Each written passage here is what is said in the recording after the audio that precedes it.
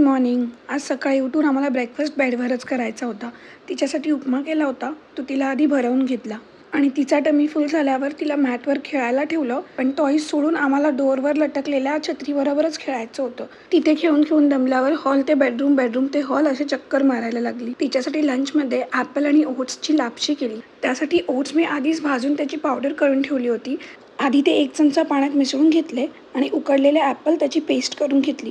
कढईत घातलं थोडंसं तूप, त्यावर घातलं हे पाण्यात मिसळलेले ओट्स आणि ॲपलची पेस्ट. त्यात घातला थोडासा गूळ आणि सगळं छान घट्ट होईपर्यंत शिजवून घेतलं. तिला भरवून जेव्हा झोपवायला घेतलं तेव्हा तिचं डोकं जोरात माझ्या ओठावर लागलं आणि माझा होठ फाटला. आणि तिला जेव्हा विचारलं मम्माला काय झालं तेव्हा दादागिरी बघा.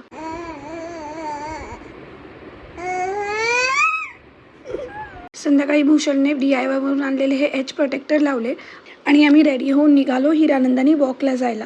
तिकडे छान असं क्रिसमसचं डेकोरेशन केलं आहे. तुम्हाला जर चान्स मिळाला तर नक्की जाऊन या. तिकडे छान छान फोटोज वगैरे काढले आणि आम्ही घरी परत आलो.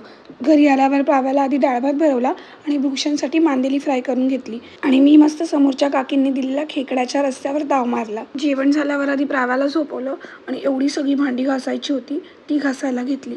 आय होप तुमचाही दिवस छान गेला असेल. पुन्हा भेटूच उद्याच्या ब्लॉगमध्ये.